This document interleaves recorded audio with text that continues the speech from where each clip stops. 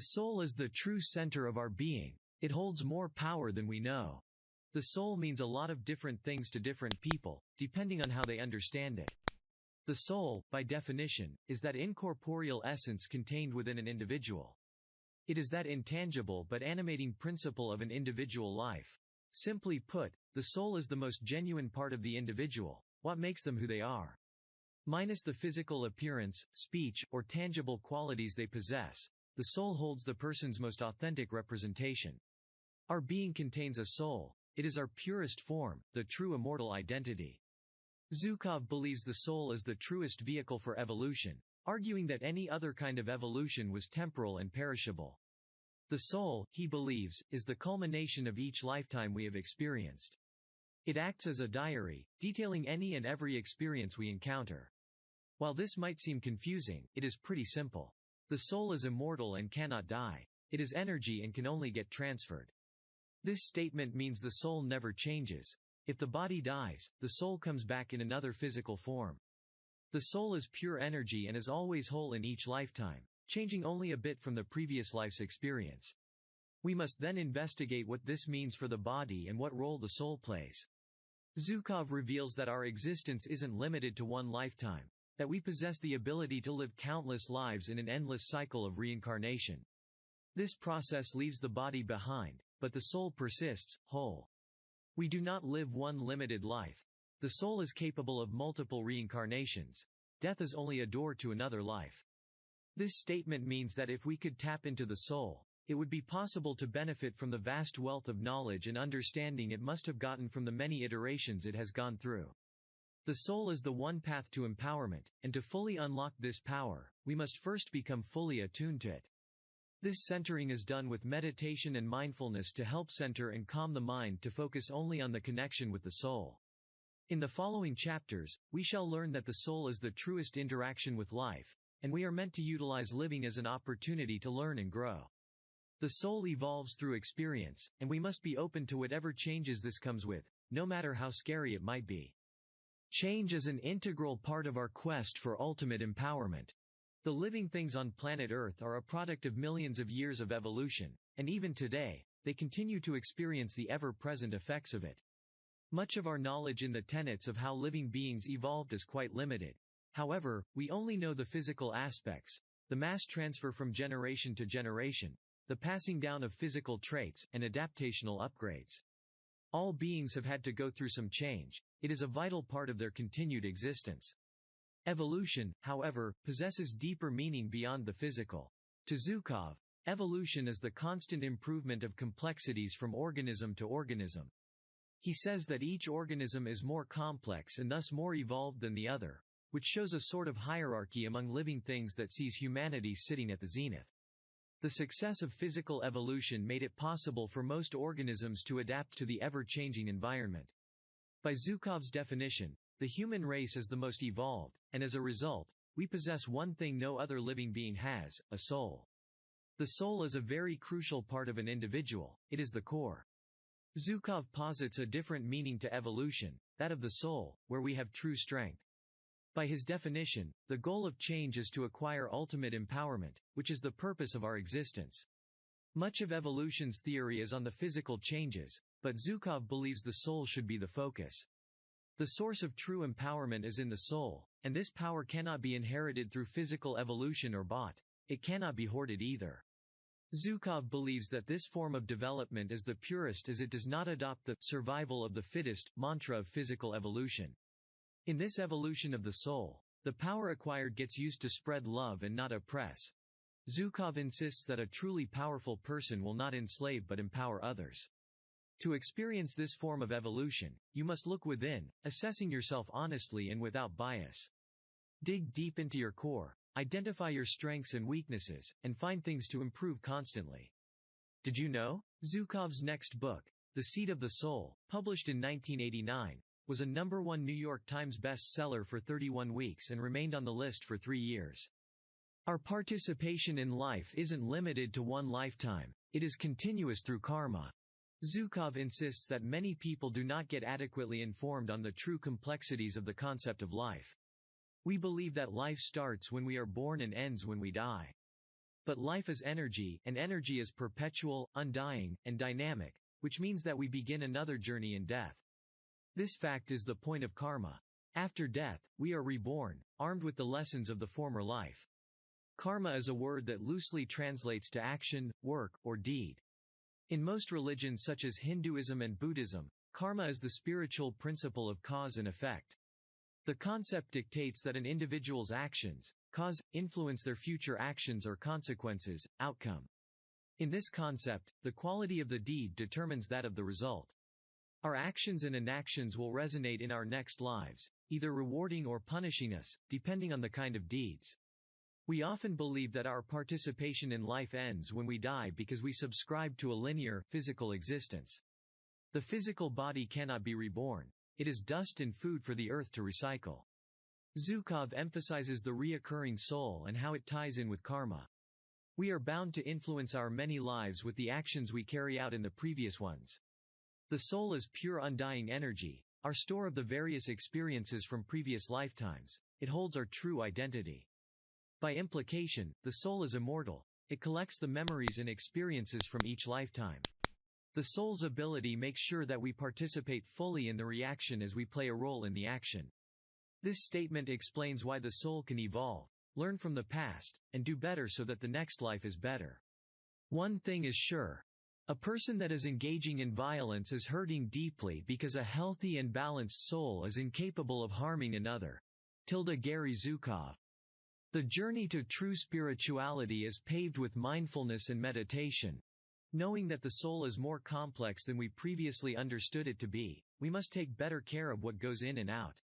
The soul interacts with the physical plane through the mind, which means the mind and the soul. If you seek to purge your soul of filth and evil thoughts, you must first do this to your mind. The soul holds a store of past experiences from previous lives. It can help avoid repeating past errors.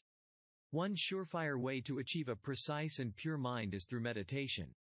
Meditation is the only time the mind and the soul truly synchronize, connecting our earthly minds with the otherworldly, immortal soul. Meditation is the practice of making the mind still and amplifying its ability to focus through intentional and quiet concentration. Meditation is a trusted gateway between the mind and the soul, giving the individual access to a state of reverence. The aim of clearing the mind and, in turn, purifying the soul is to ascend to a state of reverence. Zukav says that to become reverent is to begin a journey to true spirituality. A spiritual person is in complete control of the thoughts that get into their mind and knows how to apply them. Therefore, reverence is a pivotal part of the soul's evolution, bringing the individual ever closer to accurate synchronization with the soul. With meditation, one can channel the energies of the countless lifetimes the soul has stored up. The soul holds power beyond our wildest imagination, but a noisy and distracted mind cannot tap into it. This reality is why we need to meditate, declutter the mind of the useless noise and help it focus on the essential details. Unlocking and understanding the soul is the right path to attaining true spirituality. Reverence seeks to transcend one into a truly spiritual state through mindfulness. One vital part of meditation is the role of paying attention. It is not enough to open the mind. We must also pay attention to the details we derive from it. For example, it would be helpful to identify the thoughts that pass through the mind, negative and positive. An attentive mind will achieve spiritual awakening fast. When the personality comes fully to serve the energy of its soul, that is authentic empowerment. Gary Zukav. We can find the purest form of logic and understanding in the heart. Much of the decision-making power lies in the mind, the brain. The reason is where logic resides, aided by memories of failures or success that inform a readiness or hesitation to act. We believe that this is the sanest and wisest way to handle the daily business of living, and it might be right. But there is a higher form of logic that resides not in the mind but also in the heart. Our brain holds great potential for change, if we can understand the mind and gain mastery of it. Zukav insists that the most extraordinary form of logic and understanding that perfectly reflects the soul comes from the heart. The heart is compassionate, emotional, and intense. These attributes are why we often advise against listening to the heart because they're unpredictable and leave us vulnerable. The heart holds the potential for a more significant source of logic and understanding. For a wholesome experience, however, you must live an intentional life. one where you are always careful about the motivations behind your actions and inactions. We would consider cause and effect with the mind's logic, expecting a reward for an activity. But with the heart, it often acts solely based on the intention behind the action and nothing else. It is essential to consistently identify and query the intentions behind our actions to help us make better decisions. This choice to act based on intention makes the heart the purest form of representation of the soul, being that the soul craves to evolve through good deeds. Through compassion and understanding, the heart gets bound to influence positive, selfless actions based only on intention to do good. When we do good, we feed our soul with positive energy and aid a happier rebirth in the next life. This statement does not mean the heart is all good. It can be capable of evil, so intentions are essential. Before you do anything, be sure to query your heart for the intention. Is it for the ultimate good? Is it for selfish reasons? The heart always knows the answers, and when it does, so do you. This quality acts as a check against working for selfish or sinister purposes. Did you know? Aristotle defined the soul or psyche as the first actuality of a naturally organized body but argued against its having a separate existence from the physical body. For Aristotle, the soul is the form of a living creature. We must take our existence seriously and act accordingly. We might live a physical life, but our actual existence goes far beyond the confines of the material, mortal world.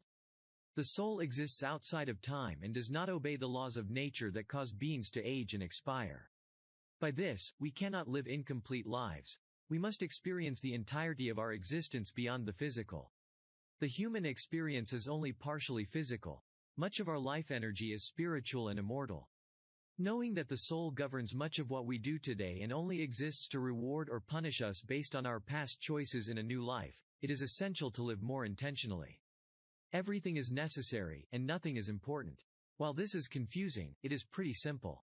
Our true nature is unaffected by time, wear and tear or change, so nothing we do with our physical body will matter in the next life, so nothing is essential. We must be careful not to hold on to unimportant distractions in this life and thus jeopardize the next ones. This mindset helps curtail the hunger for worldly possessions and helps center the mind to transcendence through reincarnation. On the flip side, our actions in this lifetime will ripple onto the next ones, informing what consequences we will bear in it. As such, we must act in the interest of our future selves, doing intentional and good deeds so that our karma is kind and rewarding. The alternative would be unpleasant. The reward of a mindful and disciplined mind is the karma of a happy rebirth. Live right today for a greater tomorrow. If we can affect the future with our actions in the present, we can say everything is necessary. The trick is to find a balance and toe that fine line unfailingly until its end. We can employ the most trusted channel between our body, mind, and our soul to achieve this balance: meditation. Meditation is a surefire way to make sure we can differentiate between the essential deeds that will affect our future and the unimportant worries of our mortal existence. Vanity, amongst other things, is a luxury we cannot carry to the next life. It is vital to identify these things and eliminate them. We must then ensure that nurturing essential items such as mindfulness, compassion, and kindness is also of utmost importance. Conclusion. We have limited knowledge and insight on just how complex life is. We roam the earth ignorantly, and before we know it, we exit. But now and then, curiosity prevails, and we ask the age-old question: what is the meaning of life? The answer often meets with silence. Until today, Gary Zukav offers insight into the soul and just how important it is to life's mystery. We discover that the soul is much older than we previously thought, and life doesn't start when we are born or end when we die. It is, in fact, a continuous stream, and this stream exists outside the physical plane, outside of time.